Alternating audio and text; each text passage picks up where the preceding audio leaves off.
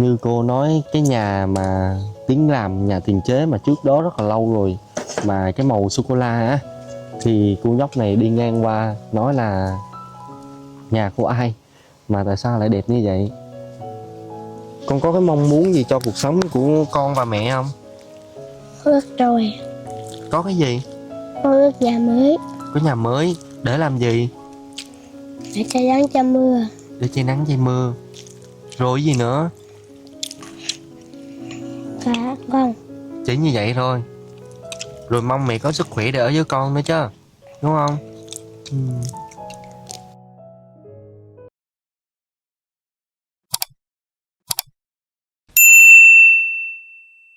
Hôm nay mời cô bác anh chị đi vào rừng cùng Tiến, băng qua những cánh đồng ngô trên một con đường đầy cát bụi của rừng núi để tìm đến hoàn cảnh của cô BK. Chuyện kể rằng cô BK là một người con của miền núi. Thời trẻ cô cũng lấy chồng và sinh con. Thật không may chồng cô lâm bệnh và đã qua đời, chỉ để lại cô và người con trai út sống trong căn chòi rách nát. Cô và con trai của mình có chung một ước mơ, đó là có một căn nhà khang trang. Bởi vì điều cô BK lo nhất là chuyện không may xảy ra thì con của cô sẽ không có nơi nào để nương tựa. Hãy cùng ở lại với Tiến để Tiến kể những câu chuyện về hoàn cảnh của cô BK cho cô bé anh chị cùng nghe nha.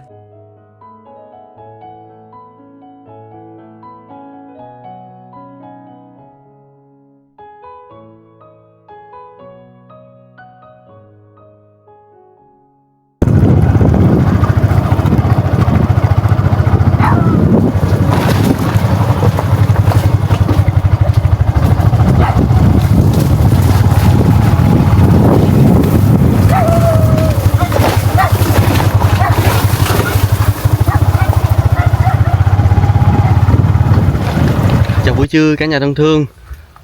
Cũng đã qua năm mới rồi thì Tiến cũng xin chúc tất cả các cô bác anh chị có một năm mới luôn bình an, dồi dào sức khỏe, làm ăn phát tài phát đạt và luôn bình an trong cuộc sống nha.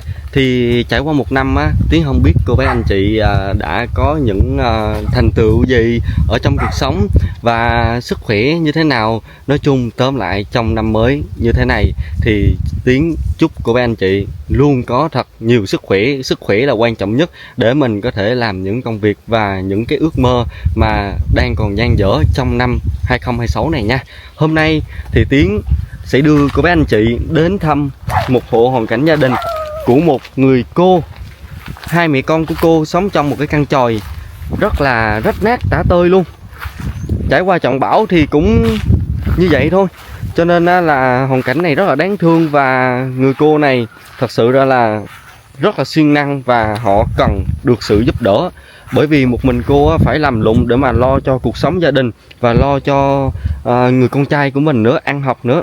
Cho nên là Tiến ghé lại để mà đưa cô bé anh chị xem và tìm hiểu về cái cuộc sống của gia đình của cô nha. Hôm nay là người đồng hành cùng Tiến là bạn của Tiến và đặc biệt là anh Gôn. Bây giờ là Tết là anh Gôn cũng đã về rồi. Đó, anh Gôn là đang ở đây đứng chung với Tiến. Đây, cô bé anh chị cũng đã hỏi về anh Gôn rất là nhiều. Thời gian gần đây là anh Gôn đi đâu và làm gì, thì anh Gôn có thể chia sẻ cho cô bác anh chị một chút được không? Dạ, cũng đi làm xa, vừa mới gặp lại cô chú anh chị. Tại vì cũng mưu sinh này kia nọ, cô chú anh chị Rồi ở nhà thì cũng làm bậy bạ việc nhà, rồi vừa Tiến mới gọi lại đi qua thăm bà con. Cảm ơn cô chú anh chị hỏi thăm. Hôm nay là một ngày Tết Tây cho nên là Tiến cũng sẽ không ở nhà. Tiến muốn là gặp mặt lại những người cũ để mà làm việc chung với Tiến trước đó, gặp lại họ để mà hỏi sức khỏe của họ và tình trạng công việc hiện tại như thế nào, và đồng hành cùng họ để đi đến thăm bà con nghèo giống như hiện tại anh Gôn đã hỗ trợ Tiến trong ngày hôm nay. Ở đây thì sẽ có một cái con mương nước nè. Nước này rất là sạch, nó sẽ không có ô nhiễm đâu, bởi vì trâu bò là nó sẽ không có xuống đây để mà nó đi vệ sinh. Bà con sử dụng thì cũng khá là yên tâm một chút. Hai anh em là chuẩn bị băng qua một cái con suối nè. Suối này thì bây giờ là nước không có lớn đâu, chỉ có sình lầy thôi.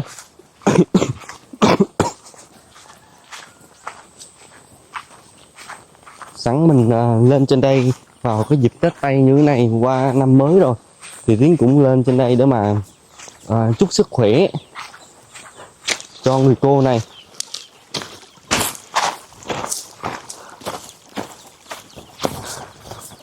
Hiện tại là Tiến đang mở thêm một kênh là về kênh ẩm thực ở trên miền núi.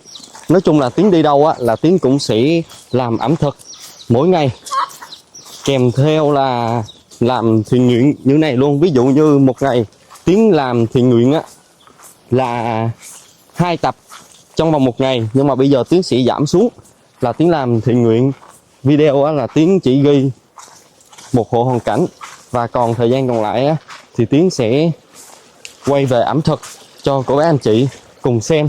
Cái kênh mà về ẩm thực này á là Tiến cũng muốn giới thiệu với cô bác anh chị luôn, đó là cái kênh Tiến Không Lùi. Đó, cái tên là Tiến tự suy nghĩ ra luôn á, tại vì mình tên Tiến mà thì mình phải tiến lên, chứ mình không thể nào mà mình lùi được, đúng không anh Gon? Đúng rồi. Cho nên là Tiến sẽ để cái trang YouTube kênh mới lên trên cái tập video này để cho cô bác anh chị qua đăng ký giúp Tiến và ủng hộ xem những cái món ăn ẩm thực ở trên miền núi hoặc là nơi nào mà Tiến đặt chân đến á, thì Tiến cũng sẽ làm ẩm thực cho cô bác anh chị cùng xem. Trở lại chủ đề chính, hiện tại Tiến và anh Gon đã đến nơi và thấy hai mẹ con đang ở trong một cái căn chòi nhóm lửa để làm nấu cái gì đó. Họ nướng cá khô. Đặc biệt một cái nha, lần nào Tiến đến đây cũng vậy đó, cũng thấy cô ngày nào cũng dọn dẹp, như cô bác anh chị cũng có thể thấy nè, nguyên một cái căn chòi luôn. Chỉ có một cái căn chòi nó rách nát thôi, còn lại xung quanh đó là cô dọn dẹp cỏ đồ này kia rất là sạch sẽ. Tiến mời cô bác anh chị đi vào cùng Tiến nha. Cô chào cô, đang làm cái gì đó cô? Dạ. Cô ơi, cô biết hôm nay là ngày gì không? Ngày 1 tháng 1 hả? Là ngày gì? Biết. Là ngày Tết, là ngày Tết Tây. Dạ, là đã bước sang năm mới rồi. Thì hôm nay là con đến đây là con xem tình hình của cô như thế nào và con của cô như thế nào.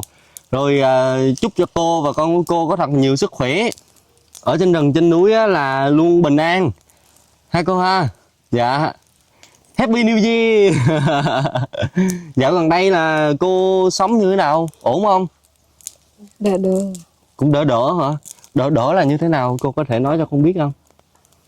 Mình đi làm có tiền hả hay sao? Có tiền. Không có tiền hả? Dạ. Nói chung là cuộc sống cũng vậy thôi đúng không? Đợt trước Tiến lên á là Tiến thấy cô có dựng một cái căn chòi ở đây.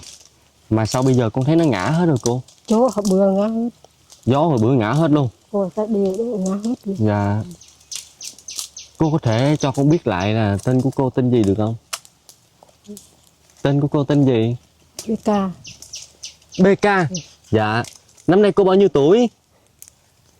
Chắc cô 44 tuổi. 44 tuổi. Dạ. Cô ơi, chồng có mất lâu chưa? Lâu rồi. Bao nhiêu năm rồi? 6 năm. 6 năm rồi. Là vì cái lý do bệnh cho nên là mất. Là một mình cô phải trang trải trong cái cuộc sống như thế này, rồi lo cho con trai của mình ăn học nữa. Mình có một đứa con trai như thế này thôi hả? Dạ. Vài lớn lấy vợ rồi. Trai lớn thì lấy vợ rồi. Tại vì ở trên đây á, bà con miền núi á, họ có con cái á, khi mà con cái lấy vợ lấy chồng á là đều bỏ cha bỏ mẹ hết. Tại vì họ sẽ có một cái cuộc sống riêng biệt của họ. Họ không có lo cho cha mẹ nữa. Bây giờ là một mình cô phải trui trủi để mà cố gắng làm ăn để lo cho con trai của mình. Cô cũng có nhà dưới làng đúng không? Có nhà nước hồi đó nhà nước xây nhỏ có một phòng. Dạ. Nhưng cho con gái có chồng ở. Nhìn cho con gái có chồng ở luôn. Nhớ cháu nè, có cháu nè, có ai kiếm tiền. Khi mà nghe con nói về cái hoàn cảnh một mình cô trui trủi làm á là cô nhớ chú. Rồi buồn không có ai kiếm tiền. Dạ. Nãy giờ Tiến lên á, từ lúc mà Tiến bắt đầu Tiến ngồi xuống á là cô đã muốn khóc rồi. Tiếng ngồi tiếng hỏi cô nãy giờ, cô mới chịu chia sẻ rằng là cô thật sự rất là nhớ chú. Bởi vì một mình cô á, gồng gánh không có nổi, lo đủ thứ chuyện hết. Phải chỉ có chú á, thì chú làm để mà phụ giúp, để lo ngược lại cho cô và con trai của cô. Cô có cái mong ước gì trong cuộc đời của mình không? Có ước một cái chòi mới thôi, cho ở hai mẹ con ở. Ước có một cái nơi ở như vậy thôi. Không ước Dạ. cái gì hết. Cái mong ước này của cô á, là cô đã mong muốn bao nhiêu lâu rồi? Lâu rồi, từ một năm nay thì Trước đó là Đi. mình dựng chòi á, là mình thấy nó vẫn còn kín đáo, mình không có nghĩ tới là cái việc mà mình mong ước có chòi. Dạ. cô mà còn cháu là cô không ước cái gì này, không có cháu chú mất. Cô làm gì có tiền mà mua tôn mua gì làm, không có tiền mua. Ví dụ như ở trong cái căn chòi này á, mà còn chú á, thì cô không có ước cái gì hết. Dạ. Chú đi làm có tiền mua tôn làm chòi mới lại. Dạ. Nên không có cháu, không có ai đi kiếm tiền. Dạ. Ví dụ sau này cô mà có lớn tuổi á, là có bệnh đau như thế nào á, thì cũng có cái nơi ở để mà che nắng che mưa cho con trai của cô nữa. Cô ước một cái chòi thôi. Dạ. Đó là cái mong muốn của người cô, người chú mà anh nhỏ. Thật sự ra là Tiến muốn chia sẻ với cô bé anh chị á, dạo gần đây là Tiến không có quay những cái hộ hoàn cảnh mới, là vì những cái hoàn cảnh giống như người cô này nè, Tiến đã quay rất là lâu rồi, nhưng mà họ vẫn chưa nhận được sự giúp đỡ, bởi vì họ xứng đáng được giúp đỡ. Tiến không muốn họ bị lãng quên, cho nên là Tiến mới ghé lại để mà chia sẻ lại thêm cho cô bé anh chị. Còn về hoàn cảnh mới á, thì hiện tại gần Tết là bà con ở khu vực nơi đây á, họ đã di chuyển lên trên Đà Lạt á, để mà họ hái cà phê kiếm tiền hết rồi, nguyên cả một khu vực luôn, không có ai ở chòi hết. Cho nên là đó chính là cái lý do mà Tiến không có hoàn cảnh mới để mà Tiến đăng tải và chia sẻ cho cô bé anh chị. Thay vì mình cũng tìm những hoàn cảnh mới á, thì Tiến quyết định chọn những cái hoàn cảnh cũng cực kỳ đáng thương như thế này để chia sẻ cho cô bé anh chị. Giờ nướng cá khô để mà ăn cơm hả cô? Ăn cơm. Dạ. Cô có thể cho con được không? Cho con xin nha. Dạ. Trời ơi, cá này nha, toàn là thịt không à. Đây nè, nướng cháy như thế này nó mới ngon. Bây giờ là Tiến sẽ đưa cô bé anh chị đi một vòng để mà tìm hiểu và xem thử cái căn chòi của người cô, người chú bạn nhỏ này như thế nào nha. Và đây là cái mặt trước của cái căn chòi hiện tại mà cô BK đang ở. Thì cô bé anh chị có thể thấy nè, thường là những cái căn chòi á, nhiều bà con người ta sẽ làm cửa, nhưng mà ở đây cô sẽ không có làm cửa. Cô làm một cái căn chòi sàn, nhưng mà sàn này á, là nó chỉ cũng khá là thấp, nó chỉ tới nửa cái ống quyển chân của Tiến thôi. Và họ làm ở bên dưới á, là những cái miếng ván gỗ này đó, nhưng mà lâu ngày vài tháng á, nó cũng sẽ mục hết rồi. Cô bé anh chị có thể thấy cận cảnh ở đây, mục hết rồi. Và họ làm những cái cây, nói chung là tất cả các loại cây ở trên đây họ tận dụng được thì họ sẽ làm hết mọi thứ.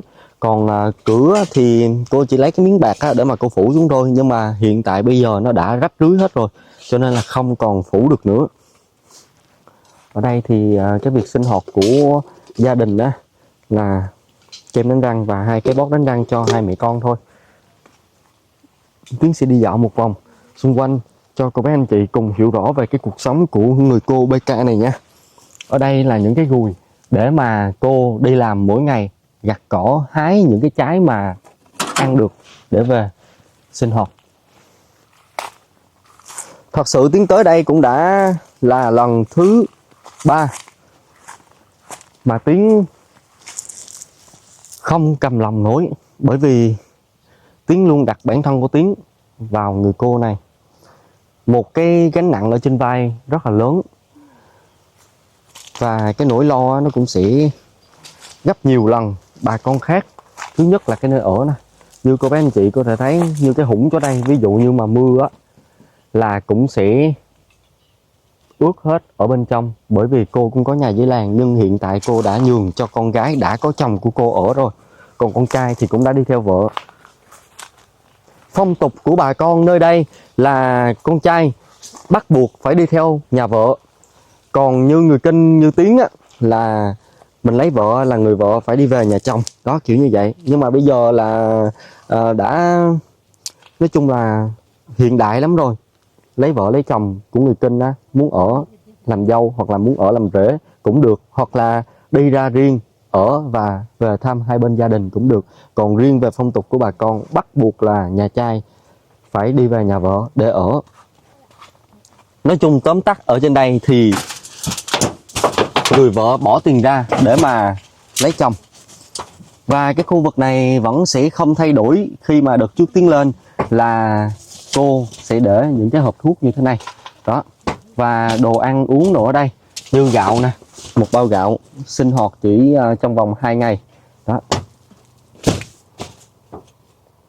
Cái chai này chai xịt côn trùng và nhăn mũi. Hai mẹ con thì sử dụng 2 gói mì tôm thôi. Đó. Họ để riêng biệt ra hết. Phía trên đây á, thì Tiến ngồi á, là cái bạt nó sẽ đụng đầu Tiến luôn.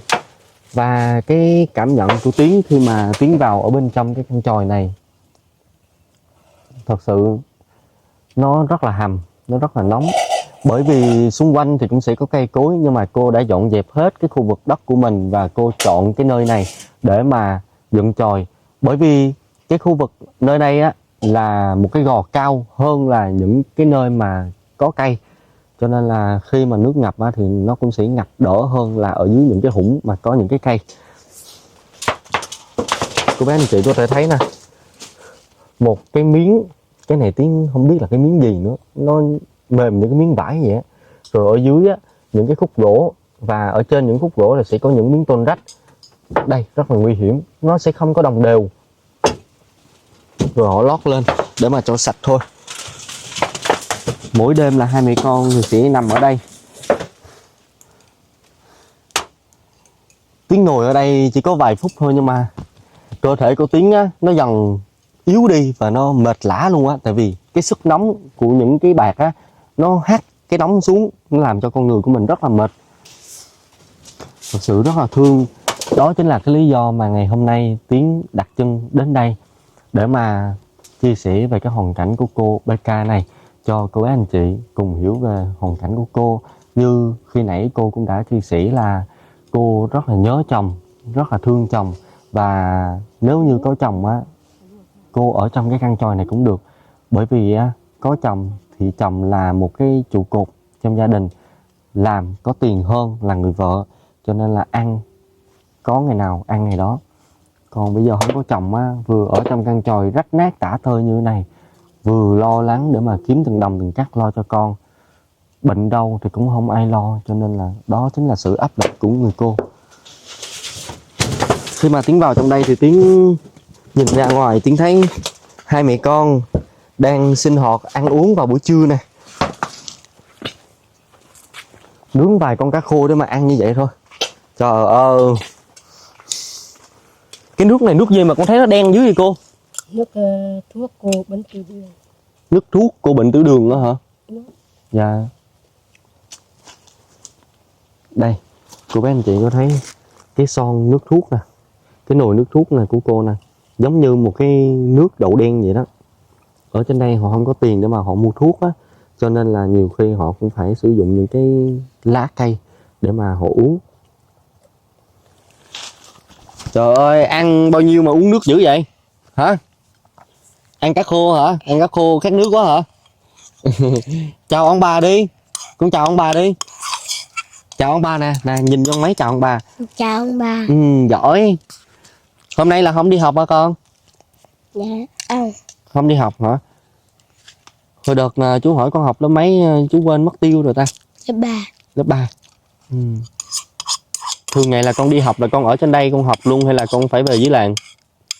Học luôn ở đây. Ở trên đây rồi đi xuống làng, đi từ đây xuống làng để học luôn. Rất là thương nha.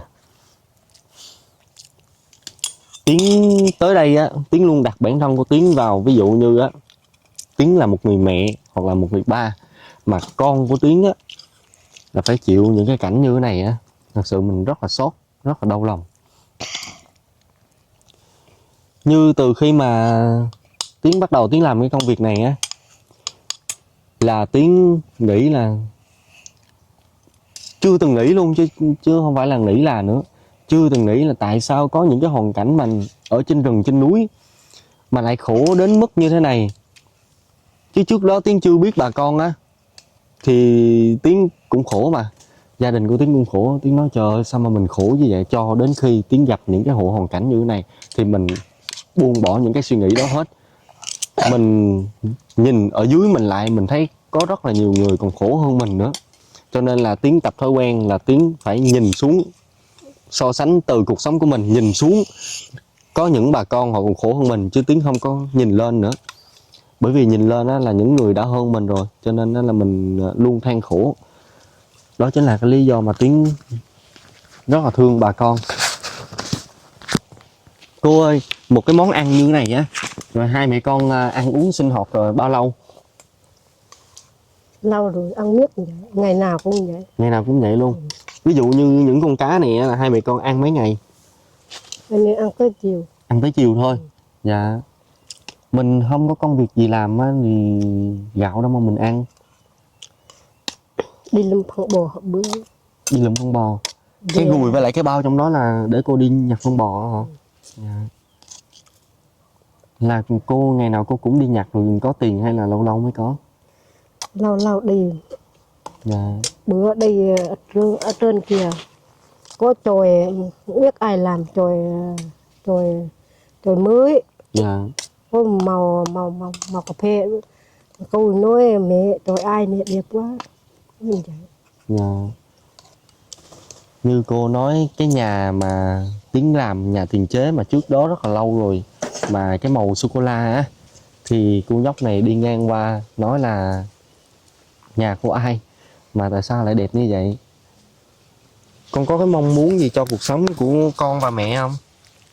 Ước rồi. Có cái gì? Con ước nhà mới. Có nhà mới để làm gì? Để che nắng che mưa. Để che nắng che mưa. Rồi gì nữa?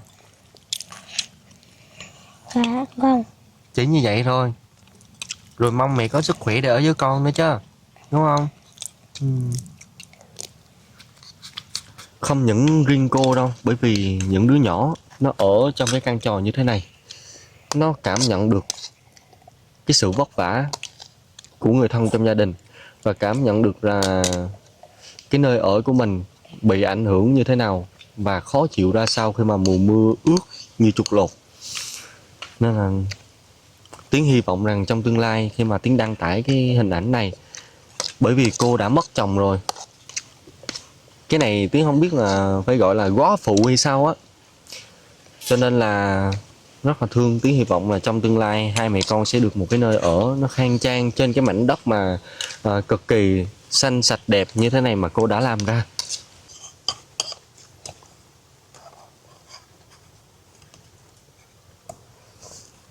Cô bác anh chị thấy ăn nó thương ghê không? Nãy giờ Tiến ngồi Tiến nói chuyện á là Tiến mới phát hiện nè, quần nè, đó, rách, cổ này á, rách. Kiểu như là thật sự là những cái này là chỗ nhạy cảm, nhưng mà Tiến phải bắt buộc ghi hình để cho cô bé anh chị có thể thấy là chị em miền núi á, nó thiệt thòi rất là nhiều. Cho nên mỗi khi mà có sự kiện cộng đồng á, bà con luôn muốn là có cái quần, cái áo để mà cho họ và con cháu của họ mặc á. Ở trên đây là hai mẹ con không có đồ mặc hả cô? Có đồ bỉ, đồ cấu, đồ rác người ta cho mặc tí. Đồ rách người ta cho rồi mặc thí luôn. Việc nào mà mua đồ mới. Dạ. Cô thì hiện tại vẫn đang ở bên trong ăn. Và ở đây thì cô bác anh chị có thể nhìn lên trên cao nè, thấy những cái quầy chuối và bắp chuối á. Đây là những cái món ăn mà đối với họ rất là quý nha, ở trên đây. Cho nên là bà con họ luôn để dành, trồng chuối rất là nhiều nè. Nhưng mà Tiến thấy chuối ở trên đây á, bà con trồng là rất là ít khi có những cái cây mà nó ra những cái quầy chuối á. Và trồng ổi nữa nè, mít và điều, có cây vú sữa nữa. Đây là cái khu vườn mà cô đã chăm chút mỗi ngày, cô dọn dẹp mỗi ngày luôn. Tiến lên lúc nào Tiến thấy rất là sạch sẽ. Và cô chia sẻ cái nguồn nước mà cô sử dụng mỗi ngày á sẽ là cái nguồn nước này. Nãy Tiến nghe cô nói á là không phải cái nguồn suối này muốn múc giờ nào là múc đâu. Sáng sớm cô dậy từ 4 giờ rưỡi cho tới 5 giờ là cô đi ra ngoài đây cô múc. Bởi vì sáng sớm không có ai để mà đi ngang qua hoặc là sinh hoạt. Nhiều khi á, có nhiều bà con họ ở trên tích trên kia họ đi vệ sinh dưới đây, họ đi tiểu nè, đi đại tiện nè ở dưới đây, hoặc là những con trâu con bò đôi lúc nó cũng đi vệ sinh ở dưới luôn, cho nên nó sẽ từ ở trên nó chảy xuống, bà con ở dưới đây họ sử dụng nó sẽ rất là ô nhiễm, nên bắt buộc họ phải múc nước từ 4 giờ sáng cho tới 5 giờ sáng. Còn khi mà cái giờ mà người ta sinh hoạt á, cô không múc được ở đây nữa thì cô qua tích cái nguồn suối ở phía trên kia. Cái nguồn suối đó rất là ít người sử dụng nhưng mà nó rất là xa đó, để mà múc nước sinh hoạt thôi. Thật sự ở đây là Tiến thấy một cái khu vực mà bà con họ phải chịu ảnh hưởng rất là nhiều. Khi mà nước xuống nè, nước xuống rất là nhanh. Ở mưa ở trên đầu nguồn á, nó mưa trên đó nhưng mà ở dưới đây vẫn nắng. Bà con dưới đây họ không biết, họ xuống đây họ sinh hoạt á, thì nước á, nó cứ đổ về ào ạt thôi, rất là hỗn. Giờ Tiến sẽ đưa cô bé anh chị đi vào tặng quà và nói chuyện với cô một chút nữa nha. Tiến và gia đình cô hiện tại đang ngồi trong cái căn chòi này để mà cảm nhận cái sức nóng nó như thế nào. Buổi trưa là mình ở đây không được đâu đúng không cô? Được Nó nóng từ ở đâu? tự bạc đó. Dạ. Sao mình không trồng cây đồ ở đây để cho nó có thể nó che chắn một chút cô ha? Bữa có cái sự đủ mà gió ngã. Dạ. Mình trồng cây điều được không ta? Được. Được rồi, vài bữa cô trồng ở đây đi để cho nó mát một xíu. Dạ.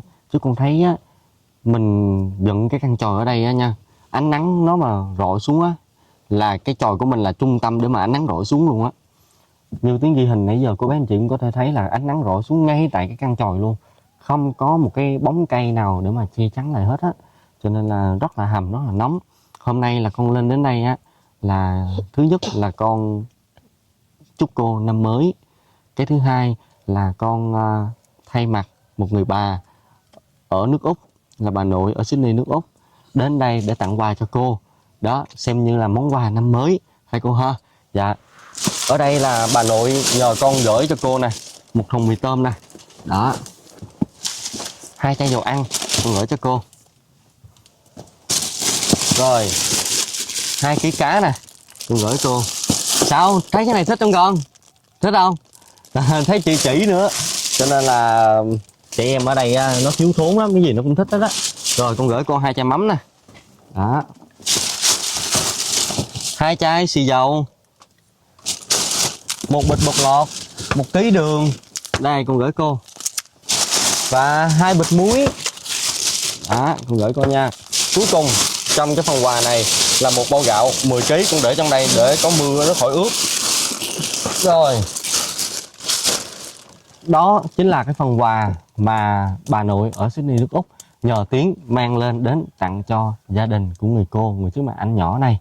Và Tiến cũng muốn chia sẻ với cô bác anh chị là Tiến hiện tại là đã sắp hết quỹ rồi, chỉ còn quỹ của bà nội ở Sydney nước Úc thôi. Thì chắc có lẽ Tiến sẽ duy trì cái phần quà này của bà nội vài tập video nữa thôi, chứ Tiến cũng đang rất là lo lắng. Bản thân và kênh của Tiến thì cũng bị hạn chế cái lượt xem và cũng không có những sự đóng góp từ các cô chú, cho nên là không có cái tiền quỹ nào hết á. Đó chính là một cái điều mà Tiến lo lắng nhất, để mà mỗi ngày Tiến đi lên rừng lên núi, Tiến phục vụ bà con. Khi mà Tiến có quỹ á, Tiến luôn rất là vui lên đến thăm bà con để họ có những cái phần quà, để họ có những cái số tiền nho nhỏ, để họ có một cái quyền lợi gì đó cho cuộc sống. Nhưng mà bây giờ là Tiến sẽ tiết kiệm, Tiến sẽ không có gửi tiền nữa, Tiến gửi cho bà con những phần quà như thế này để mà mình có thể mình san sẻ bớt cho những người khác nữa. Đó, cho nên là cô có đôi lời nào cô cảm ơn đến bà nội ở Sydney nước Úc không? Cảm ơn hết bà cô Nội. chú anh chị ở xa bà nội Ở xa bên này đã nhận một phần quà rất là nhiều. Cảm ơn Mạnh Thường Quân. Chúc Mạnh Thường Quân ở mạnh khỏe năm mới. Dạ. Cô ơi, cô ở trên đây á, cô đừng có quá áp lực nha. Tại vì cuộc sống của mình đã vậy rồi, cho nên á là mình phải vui vẻ, mình có sức khỏe thì con của cô mới vui được nha. Con trai ơi, chú chúc con có một năm mới luôn phấn khởi, tràn đầy sức khỏe, tràn đầy năng lượng, học thật là giỏi để mà có thể sau này phụ giúp mẹ để cho mẹ đỡ khổ nha con nha. Giỏi, ráng học đừng có quậy phá nha con nha. Xíu nữa là chú có những cái món ăn ở ngoài kia á, chú mời con với lại mẹ ra ăn ở ngoài suối ăn nha. Chịu không? Bây giờ á là sẵn tiện đây một cái khu vực rất là đẹp, cho nên á là Tiến cũng sẽ quay một tập vlog đầu tiên để mà về ẩm thực ở ngay tại cái nguồn suối, ngay tại gia đình của cô, để cho cô bác anh chị cùng thưởng thức và qua kênh mới của Tiến để mà đăng ký để xem những cái tập video về ẩm thực của kênh mới mà Tiến đã sáng tạo nha. Bây giờ là chắc có lẽ Tiến cũng xin phép cô bác anh chị là Tiến cũng sẽ kết thúc video luôn. Hẹn cô bác anh chị vào những tập video tiếp theo.